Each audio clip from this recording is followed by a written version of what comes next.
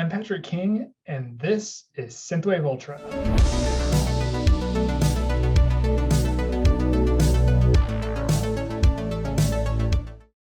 The premier purveyor of synthwave with catitude, this week's artist combines a variety of styles, from classic synthwave, dark synth, industrial, metal, and more, and adds a heaping dose of tongue-in-cheek humor and cat puns to create some of the most exciting and unique sounds in synthwave. Please welcome my guest, Cat Temper. So I am here with Cat Temper. So welcome, thank you for joining me today. So how did you get started in the whole synthwave retrowave thing? Well, how do I even approach this? I've been making music since the 80s. So I've just kind of been I haven't left the same stylistic or technical prowess that I developed since then. So I've probably been trapped in the same mode since the 80s, and it just happened to finally pay off.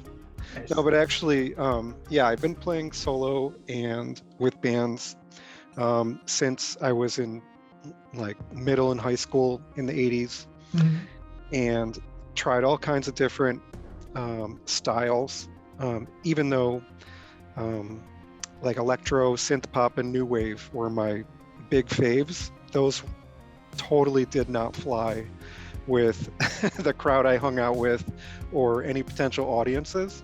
So a few years ago, when I finally discovered there was a whole synthwave scene, I was thrilled to think, oh my God, everything I loved and was teased for and had to kind of keep in the closet in the actual 80s is being celebrated now.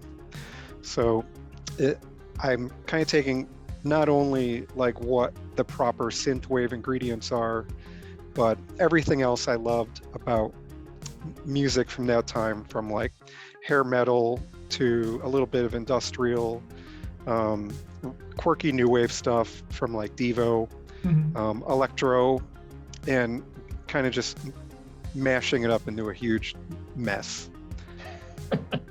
No, that's Oh, sorry, go ahead. Nope, that's it. No, that's really cool. So it's you're legit 80, legit 80s, from that period, not just somebody who likes the style. You're actually have a background from that. That's really cool. Oh yeah, I'm one of the elder synthwave members probably. I'm actually using the same gear that I had back then too. Not exclusively, but I still have the original Casio keyboards and synths that I started with. Same Mattel Electronics toy drum machine that was on one of my first recordings. I have to find a way to integrate those into practically every song I do, just because I still love the feel and the sound of those things. Mm-hmm. Yeah, that's great. Yeah, because you do have such a unique sound. That's the thing too. That's one of the things that I really enjoy about your work, is that it has kind of it has a real sense of playfulness to it. So yeah, the fact that you have toy drum machines from the 80s, I think that really just adds to that. Yeah, thank you. I think playfulness is probably the key word. I used to work with a guy who was a real old school metalhead, and I'm familiar with that crowd too. You're from upstate New York, right? Mm-hmm. Yeah. Okay. Yeah, I'm from the Binghamton area, so cool. Which I don't know what was you're from Rochester? Yeah, I'm here in Rochester. Yeah. Yeah, and did you grow up there? So I'm originally from Central Texas. I'm from a town called New Braunfels. It's about halfway between Austin and San Antonio. Okay. But my wife and I moved up here about 4 years ago. Okay, so you didn't grow up in upstate New York, and as I was going to say, I don't know what it was like in the Rochester area, but in the areas surrounding me in the 80s and 90s, it was very much heavy metal city. So my coworker who I got along with and bonded over old school metal and thrash and punk stuff, would listen to the kind of stuff I've been making for the past 15 or 20 years, and would shake his head, and he'd call it quirky with the, the big air quotes, which I think he considered an insult, but I was like, totally, sure, I'll own that label. Is there a genre that fits? So I totally embrace like any playfulness, and even previous projects, like I had a total Toytronica project previously that relied on the gimmick wholeheartedly of using toy instruments and toy electronics found at thrift stores or like dollar bins, and I never felt like it crossed over into pure novelty music territory, but yeah. I don't see anything wrong with like novelty music even, or just totally having fun with it. I know I was also in the goth industrial scene for a long time, and there's a lot of people that I knew through there that were just like, had to be very serious, very dour all the time. Can't crack a smile. Of course. Just despite the inherent like self-imposed silliness of a lot of what we would wear or what we would actually do. So I've got it all on display here. Yeah, that's great. So that's actually kind of be the next thing I was going to ask you. So how did Cat Temper come about? Because like you said that you've done like some different projects in the past. Like like that Toytronica one. You've also have some like you come from kind of a metal background. So yeah. So where did Cat Temper come from? Well, like yourself, I've got a designer and illustrator background. Mm-hmm. So branding is as much important, or I guess more fun than important to me to do in a project as the music, and just as much a reason to do a music project as the music. So any music project I've done has had like some kind of mascot to it, some kind of central theme that I could, no matter what I was doing stylistically, to explore within a music project, it all kind of hung on a central design theme at least. And at the time that I was starting the project that turned into Cat Temper, I was kind of disillusioned with the music scene that I was leaving with the last project, and kind of in a cranky, like snarky mood. And my own cats, who are, little troublemakers, kind of inspired the name and the personality for it. Mm-hmm. And like I said, my last project was very quirky. I got as much hate mail as appreciation mail out of the blue for it, which I just roll with and figure, at least I'm finding my tribe, if nothing else. So I went into this knowing that not everyone was going to like something I do.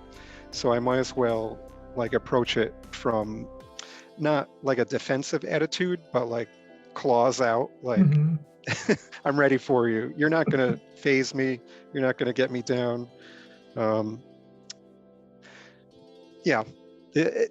I think what it turned into musically as well kind of takes on the dynamics of a crazy house cat, or more likely a feral cat in your yard that will just as much want to be sweet to you to get a treat as scratch your eyes out if you get a little too close or friendly. Yeah, that's great, because branding, like kind of going back to what I was saying, branding is also that's definitely, like, I can really see that as one of the defining things of this project, because going through your album art, you have such a cool style. I love going going through your Bandcamp, like seeing your discography and just like all those just really cool covers. But yeah, I guess that and the frankly hilarious cat puns. I mean, I like we have, what is it, purring for vengeance. I mean, because that's the thing. Like I also really love metal, so like I love Judas Priest. So the fact that I'm glad you picked up on that. Oh yeah. So the fact that you have an album that's like a play on a Judas Priest album is like that one, and like the more recently the Nine Inch Nails one. It's just like this is so clever and fun, and it's just it's really cool. Yeah, my influences are definitely like on full display on the sleeve. Mm-hmm. And yeah, you'd think by now I'd be exhausted from the cat puns, or really struggling, but I'll wake up in the middle of the night and have an entire album's worth of not only like just random cat puns, but like the Nine Inch Nails inspired album, like very thematic, artist inspired cat puns. And I've got a couple of notebooks by my bed where I just scribble them all down, and then the next day I look at it again and think, great, well, time to get to work. It's a lot easier to come up with song titles and get a whole album together. Oh, that's awesome. So yeah, there's several being planned. There's a couple in the can right now that are concept albums, and since I started Cat Temper, I've discovered several other cat themed bands of different genres. Mm-hmm. Probably my favorite, at least for the entire like experience of it, is a death metal band called Box Massacre. And they had at least 1 or 2 albums out by the time I had the same number, and I had to get in touch with them just to say, look, you exist, Cat Temper exists, here's my plan for my next 2 album song titles, just so we can try not to like step on each other's paws as far as inadvertently stealing song titles or album names. Because that's happened to me in the past with thematic projects. Someone has beaten me to the punch by weeks with rolling out an album that took me a year or 2 to make, and you're like, oh man, now I look like a copycat. And surprisingly, neither of us has, I don't think we've had a single song title in common yet, so it's ripe material for making puns. Nice. No, that's great, because I mean, it could be even just before this, like one of the songs of yours that actually will randomly pop into my head is "Slave to the Feline Race," just because like like I just love how like it just has this really big sound of like these like bow down before your kitty overlords. It's so much fun. Like it's so slickly produced, but like it's so slickly produced and so like big, and like it would sound serious, but there's just like a sense of just like kind of goofiness to it. So yeah, like, it all balances out. Like it works really well. Thank you very much. I really appreciate like any feedback on the project. I feel like sometimes I'm working totally in a vacuum without paying too much attention to how people are perceiving it. So I totally appreciate that. And that song in particular has vocals by Gulf Boulevard, who everyone should check out if they aren't familiar with him. After doing several instrumental albums, which is what I've always done, a lot of people in the synthwave scene were kind of demanding I experiment with some vocals, like, we want to hear, we think this sounds great with vocals, like enough with the instrumental stuff. So I took it on as a challenge and approached a whole bunch of singers with different styles, like as many different variety of vocal styles as I could, just to see where I could take it. Excuse me. I'm downing a whole 2-liter bottle of Diet Dr. Pepper here, so I'll try not to Nice. burp too loud through our chat. So each of these artists I approached, I gave them some songs to choose from, and they picked what they thought fit their personality the best. And everyone wrote their own lyrics, and most of them came up with their own song titles. Oh, wow. And especially that one with Gulf Boulevard and a few others, the vocalists take on the personality of like very aggressive cats.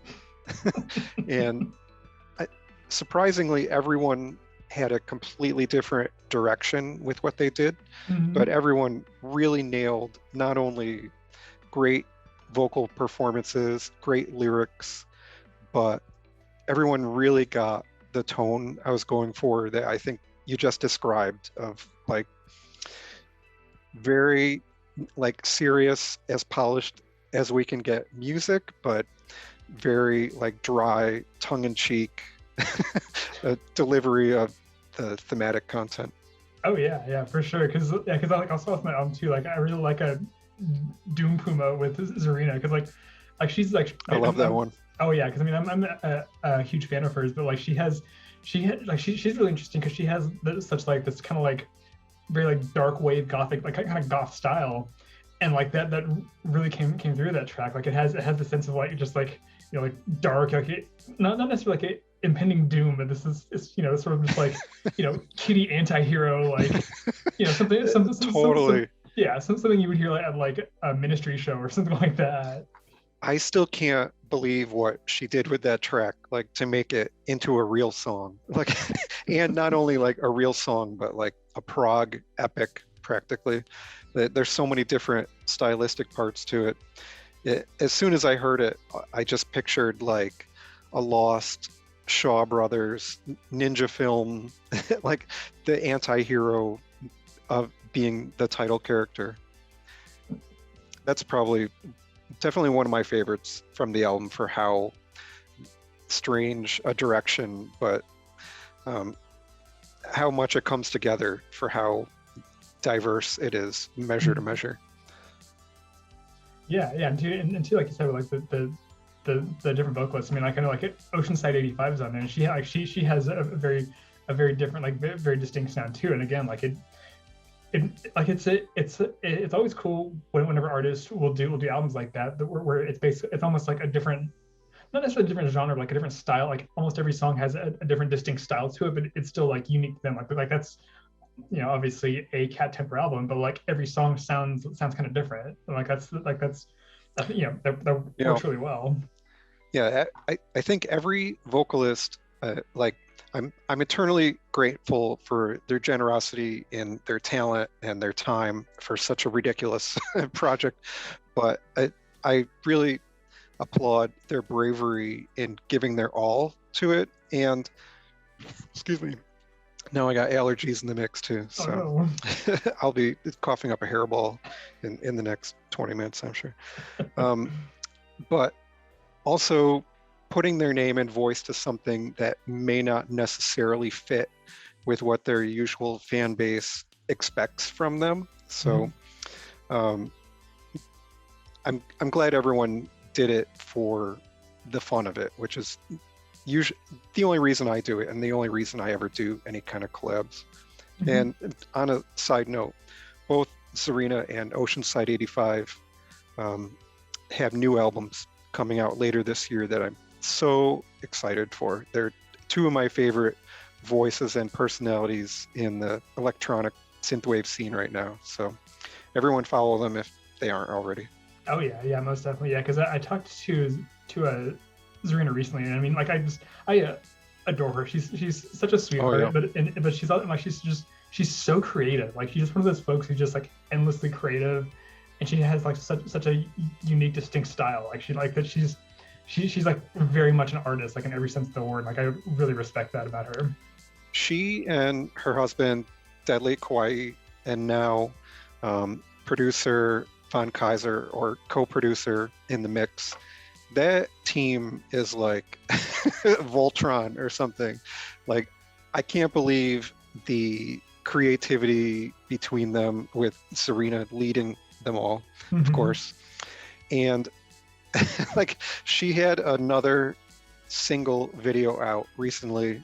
I think she did 3 singles for her upcoming album so far. And each video is like a movie in itself. Like, not only is she like, I have a hard enough time getting an album done, and she's like building props, making a dozen costumes, filming at a dozen locations for each video. I don't know how they do it. Yeah, that inspiring is the right word. And like, she's a totally great personality too, to chat with. So it's people like that in the scene that kind of I almost think of as mentors, or like guiding lights, as setting the bar for just how to interact with each other and totally pursue your vision without trying to stay too much in a box or consider a box at all. Alpha Chrome Yayo is another one right up there who I have no idea how he does it, and still maintains like the friendliest, most positive personality, regardless of whatever his own personal life is. Like, he's just a shining beacon of fun and positivity that has definitely made an influence on how I approach social media or interacting with others, and has softened like the temper side of cat temper probably a little bit. Yeah, for sure. Yeah, because I also I talked to him recently as well, and I mean, like, you know, like I obviously follow him on Twitter and Instagram and stuff, and yeah, he's one of those folks who just like he's super fun, and he's so positive, and he's just like a, I don't know, he's just a genuinely good person, and like you said, like he really projects that into the world, and that just kind of makes everything better, just having that kind of like that positive personality out there. So yeah, he's definitely like one of those folks who, like you said, like is almost kind of like a mentor figure, just in the sense of like, you know, putting out good vibes, and also like being just really creative, and just being this like strong creative force.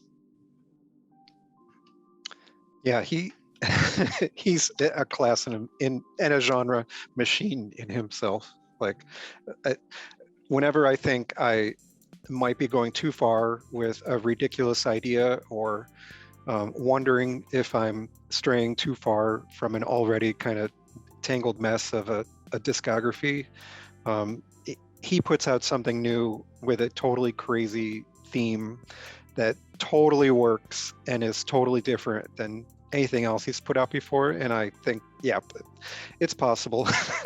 I don't need to worry about it. Oh yeah, because I mean, like his most recent one, Dead Air, like it just that is a creepy, dark. It's incredible. Oh yeah, it's fantastic. And then like you hear that, and you listen to like Page Me, which is like you know, cheesy. This is like one of my favorite descriptors. Slow jams about horny robots. That like. and it's a perfect description too. Like, yeah. In 5 or 6 words. But yeah, he's like his stuff that like his stuff is so varied, but like it's so distinctly him. Like that's so cool. Like how just the fact that there are artists out there who are so talented like that, and so like flexible and versatile, that they're able to put out just such a variety of genres while still like maintaining their artistic voice is really impressive. And I mean, kind of like circling back, like I can see that a lot in your work. I mean, some of your stuff is more kind of like just kind of classic synthwavy, then like, you know, I mean, like you have the 9 Inch Nails one where it's like, you know, very much like dark 90s like industrial sound, and then like some of your stuff even has like just a straight up metal influence. And yeah, like that's really cool, just like going through your different albums and like hearing, you know, your unique style with these like different like twists and genres mixed in. It's funny because the people that I gravitate towards, musician and artist wise, are people that are definitely not afraid to explore, you know, what interests them. A couple of things I see repeatedly on social media are like, I'm a musician, I'm thinking of doing something completely different stylistically. Do you think this merits coming up with a whole new profile and artist name and personality?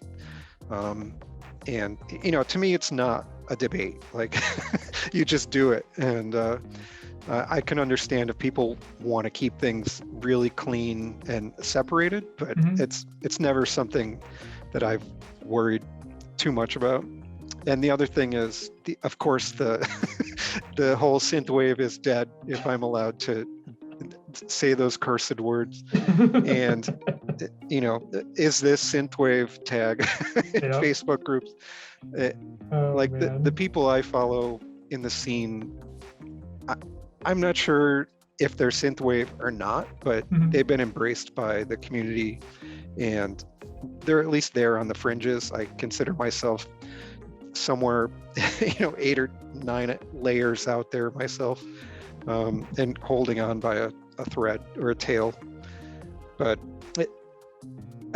the arguments, I understand where the purists are coming from, but I find new and unusual directions that people take to push synthwave and the related subgenres in, and I still feel like it's ripe for exploration, and there's a lot left to mine there. Oh yeah, for sure. Because I mean, 'cause that's the thing. Like I know, like you said, the whole synthwave is dead thing. Like that comes up. I've seen folks talk about this online. How like you can almost like time it, but like it comes up so regularly.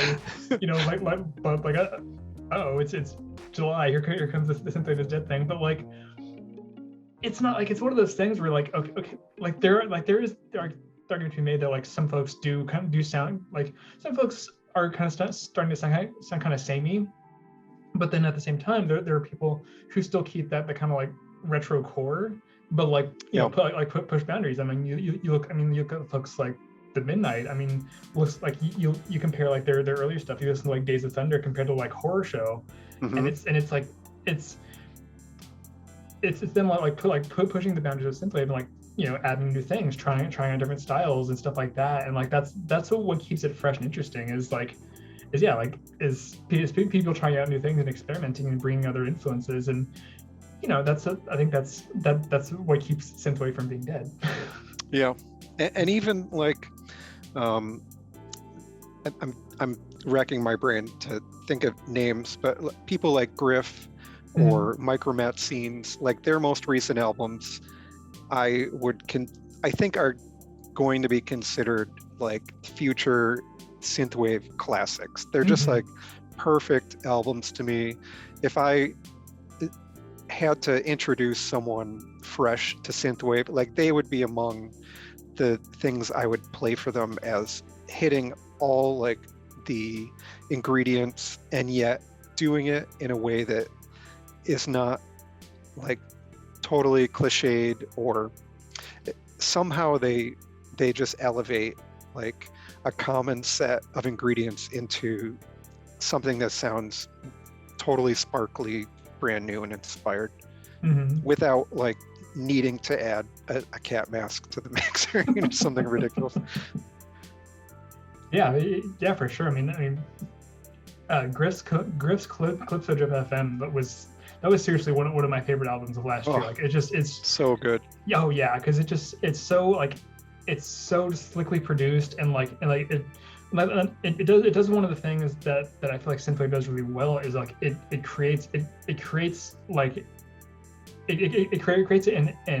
atmosphere. Like I mean I think and like a lot of that is that's really great about it too is that it has those it has the intro and then the interlude with Karin with Karin doing the little radio bumpers, which is like that's such a clever idea. And that like because I remember talking to him about that, and he was saying how he was inspired a lot by Grand Theft Auto Vice City, and it's like the radio the radio stations on there, so like that's how everything kind of has like kind of almost a different sound to it, but it creates such an environment that like that's what makes it such a strong album.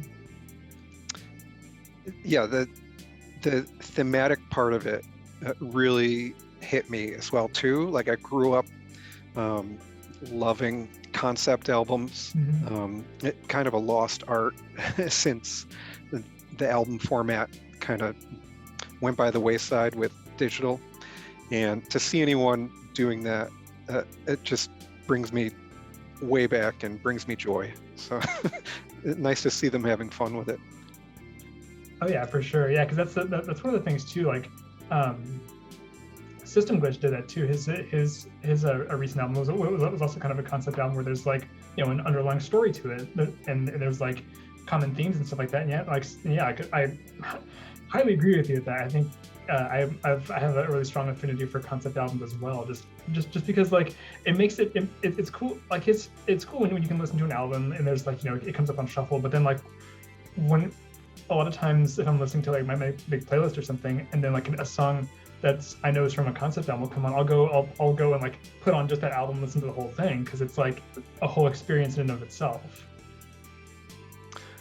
I think one of the things that drew me to synthwave is, just by the nature of where the genre came from, like these kind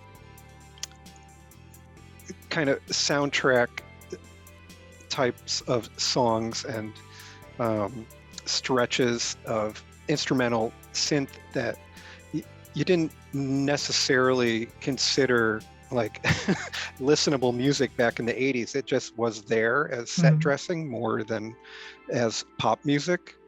And to take the time to consider that as the front piece or the centerpiece, it kind of requires you to sit back and be taken on a journey, and especially across multiple tracks where you're really telling an audio story. So yeah, that System Glitch album is definitely like a movie of the mind. Yeah, for sure. I've been really getting into tapes lately. Like I finally got over my format snobbery after not having any or being into them for, I don't know, since the early 90s when I got rid of, regrettably, a huge collection that I got through, Columbia House through a dozen names as a kid, like everyone else did.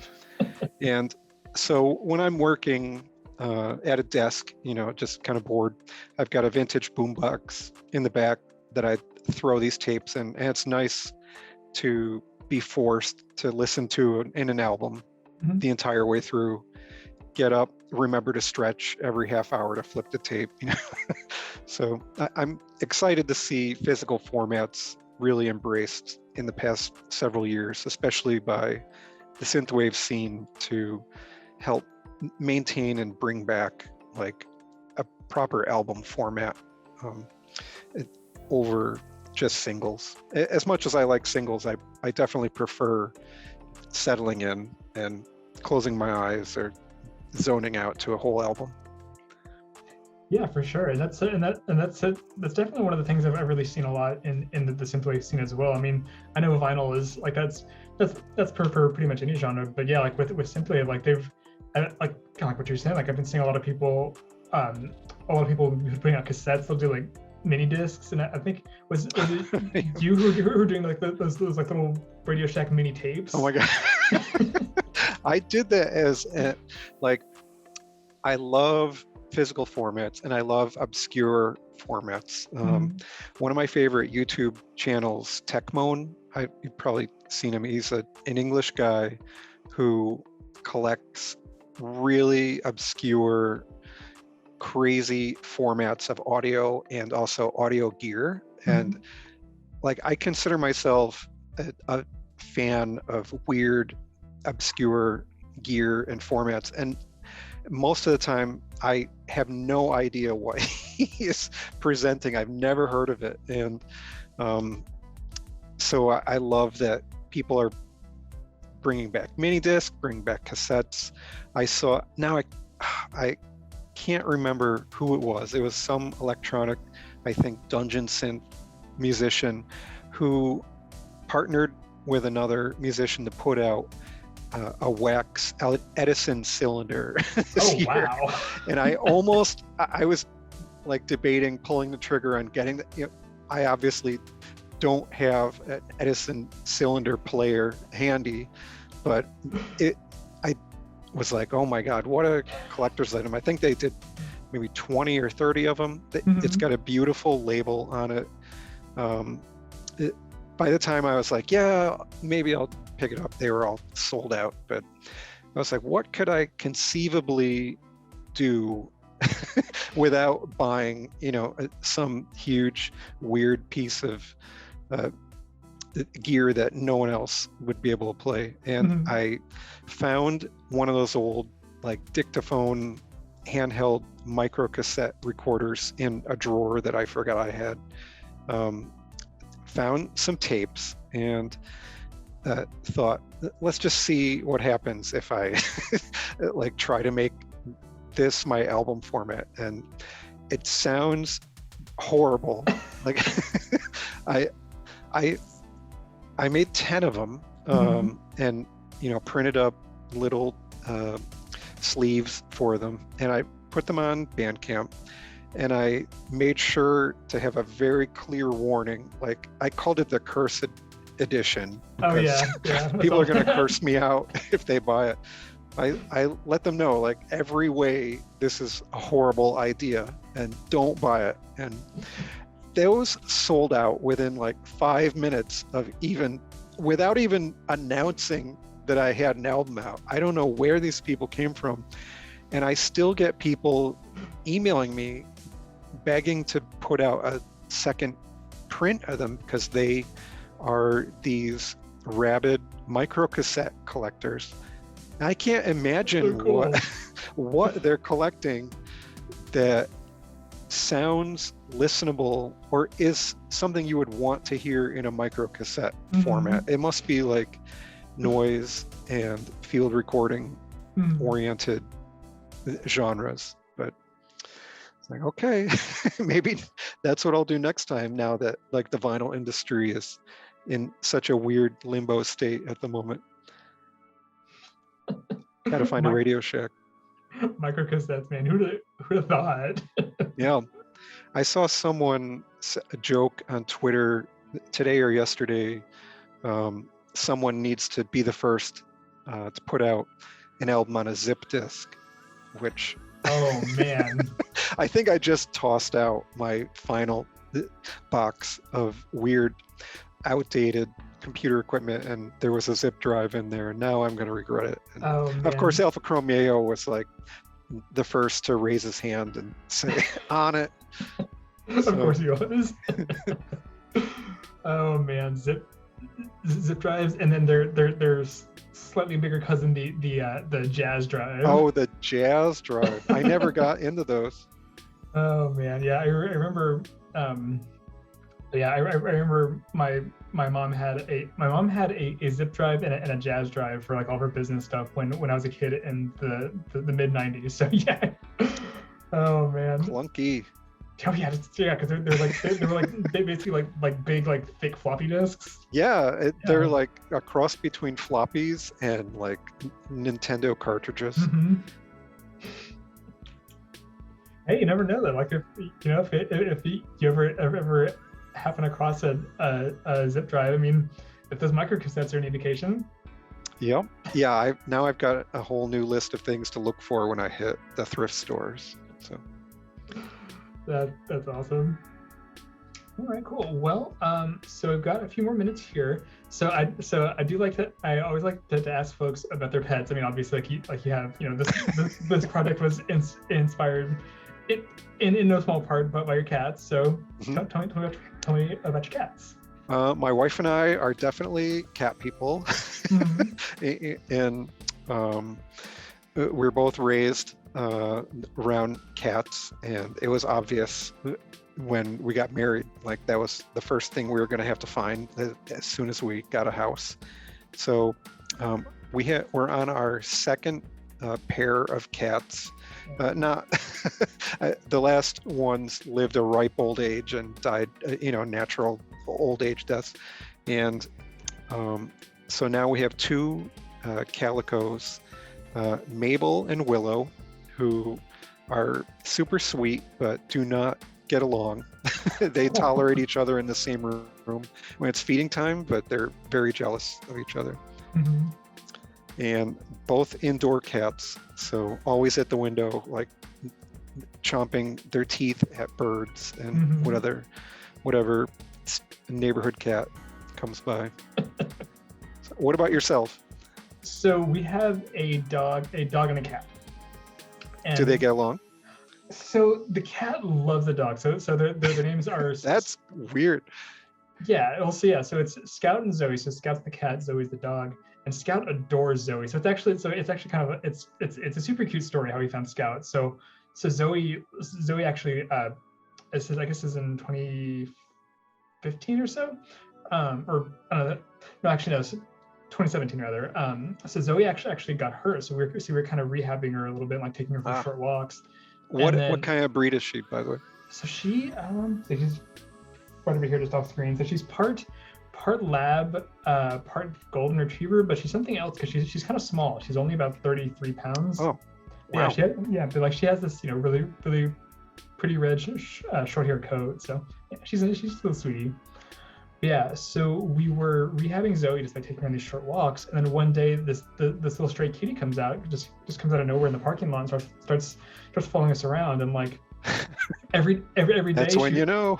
Yep, yeah, exactly. But like every day she would get a little more bold, and she would like, it got to the point where she would follow us around the entire apartment complex, and there would be times where like we'd take Zoe out for a walk, and then we'd see this little cat running across the parking lot to come meet us. Oh my God. Like, yeah, and then you're owned.